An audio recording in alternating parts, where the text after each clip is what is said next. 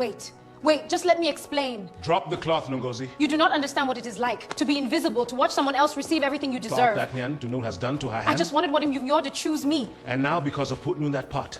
So what happens? Now, the chief wins. She never lost. They say a pot that is used to cook evil will one day cook its owner. This is the story of two women who lived under the same palace roof, breathed the same kitchen smoke, and served the same chief. One gave with open hands, the other took with a closed heart.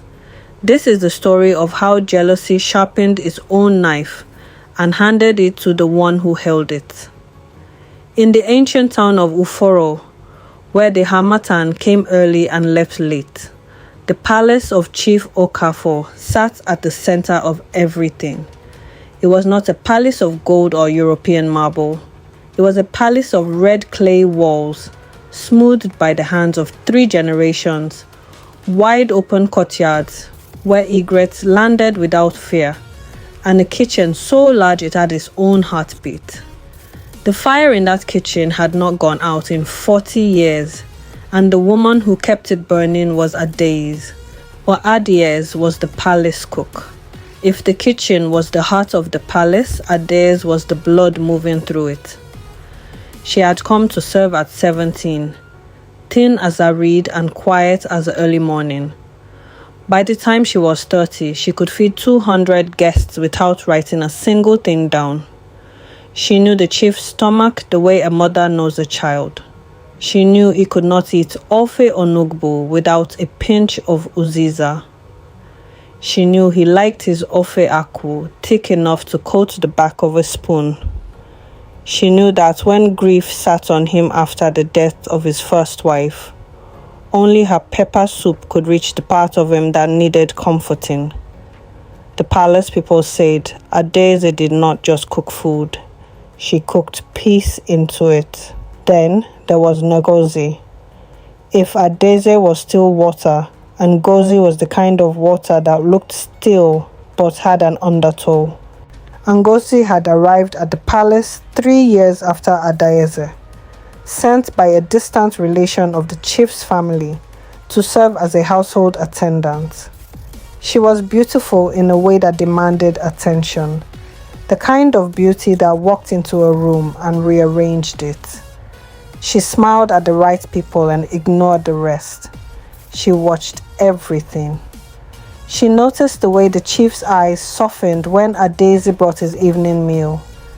She noticed the small gifts he had begun sending to the kitchen: a wrapper, a pair of gold earrings, a clay pot brought back from his travels. Ngozi watched these things the way a hawk watches a field mouse. Patient, unblinking, my people, understand this. Adaeze did not know she was standing in the middle of something dangerous. She was only doing what she had always done: feeding people, keeping the fire, living quietly inside her purpose. She did not see what Ngozi saw. She did not know that the woman who greeted her each morning with a warm smile had already begun counting her days. The trouble began on the night of the chief's 55th birthday. Chief Okafor had decided to host the 7 neighboring village heads for a feast. It was the kind of gathering that happened once in a generation, the kind that people would still be talking about when their grandchildren had grandchildren. The compound was decorated with palm fronds and bright Ankara fabric. Drummers were brought from 3 towns away, and the chief called Adaeze to his private sitting room 2 weeks before the deity and told her she would be responsible for everything that touched the tongue that night. Adaeze did not sleep for 2 weeks. She planned the menu like a general plans a battle. She sourced fresh nkwobi from the market at dawn. She sent for the best dried fish from the river women at Oguta. She ground her own spices. She tested every pot twice. When the night finally came, and the village heads sat under the open sky and tasted our food, one of them put down his cup, turned to Chief Okafor, and said, "Whoever cooked this food should never leave this palace." The chief laughed. He said she never will. Word traveled fast in palace walls. By the next morning, the whole compound knew what had been said. Everyone knew what it meant. The chief was a widower of 2 years. He was not a young man, but he was not old either. He had position. He had land. He had a name that opened doors in 7 villages. To become his favorite, to become more than a cook in his eyes, was to become something entirely different. Something elevated, something protected. Ngozi heard the words. She turned them over in her mind all morning. Then she smiled. Not the warm smile she gave Adaeze, the other one. Ngozi did not rush. That was what made her dangerous. She spent 1 week simply watching. She watched how Adaeze moved through the kitchen, which pot she stirred first, which ingredients she kept on the high shelf, which ones she reached for without looking. She watched the timing. She watched the rhythm. A woman who has decided to do evil does not look like a woman doing evil. She looks like a woman paying attention. The opportunity came on a Thursday. Adaeze had prepared the chief's afternoon meal, a pot of fresh ofe akwu that had been simmering since morning. The smell of it filled the entire back corridor of the palace. Adaeze stepped out briefly to fetch water from the outer well. A walk of perhaps 4 minutes. She left the kitchen, the way she always did, trusting the fire and trusting the house. Ngozi moved without hesitation. She had already ground the leaves 3 nights before, alone in her room by the light of a kerosene lamp. The palace herbalist's young apprentice, a foolish boy who thought Ngozi's attention was affection, had told her which leaves caused a slow burning in the stomach, not enough to kill quickly, enough to make a person weak, unreliable, enough to make a chief question whether the hands preparing his food were still steady enough to trust. She stirred the powder into the pot, twice, evenly. Then she stepped back, wiped her hands on a clean cloth, and walked out of the kitchen before Adaeze returned. That evening, the chief ate. By midnight, he was restless, his stomach turning in uncomfortable waves. By the 3rd night of the same meal, the same quiet suffering, he summoned his head attendant and said, "Something is wrong with the food." Ngozi was already standing nearby when he said it. The chief did not accuse Adaeze loudly. He was not that kind of man, but he grew distant. He stopped sending gifts to the kitchen. He began requesting simpler meals, things that could not be tampered with easily. Boiled yam, plain garden egg. The warmth that had been building between them cooled the way embers cool when no one tends them. Ngozi moved into the space he left behind. She began bringing the chief small things. A cup of cold water in the afternoon. Is a folded message from a visiting elder that she could have sent a junior attendant to deliver, but chose to carry herself. She laughed at the right moments. She appeared at the right doors. Within 3 weeks, she was the one the chief's eyes found first when he entered the room.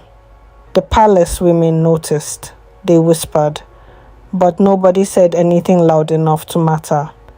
Then the chief's body began to turn against Ngozi's plying in a way she had not calculated, because the leaves she had used did not only affect the one who ate them.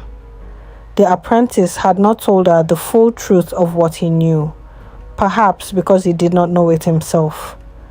Ground into a hot pot and inhaled over time by anyone who stirred it, the same leaves caused trembling in the hands.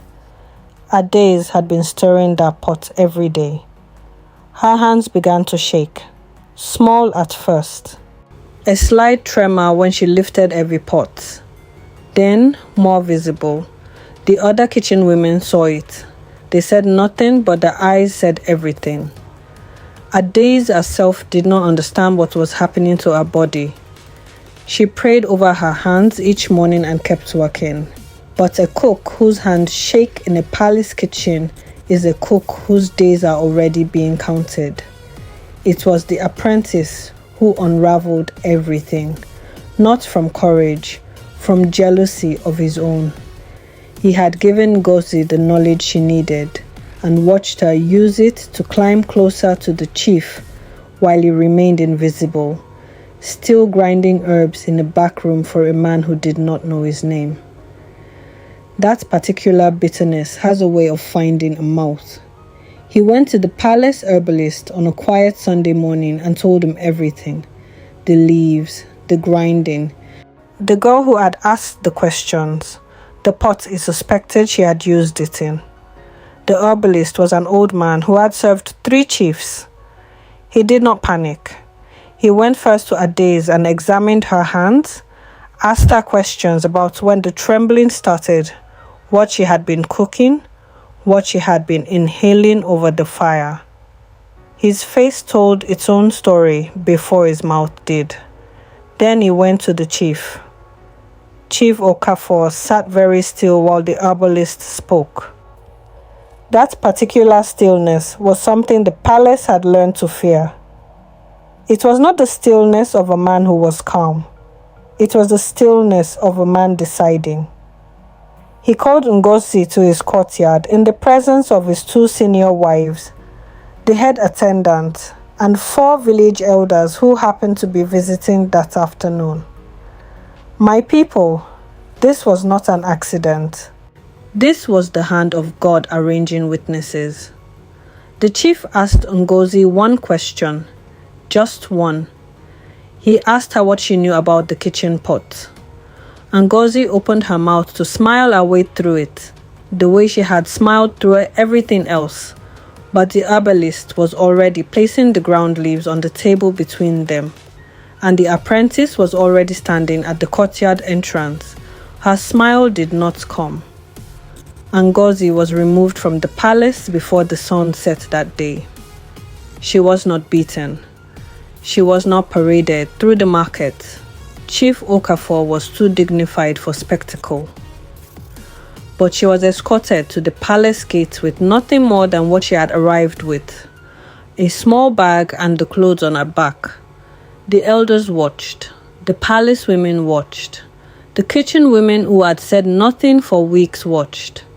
And every one of them understood that the chief's silence on the matter was not weakness. It was the loudest judgment in the room. The apprentice was sent away from the herbalist's service, not cruelly, but finally. Some doors, once opened wrongly, cannot be reopened. Adaeze's hands healed slowly over 6 weeks of treatment and rest. The herbalist prepared a remedy of counteracting leaves, taken each morning in warm water. By the 5th week, she was back at the fire.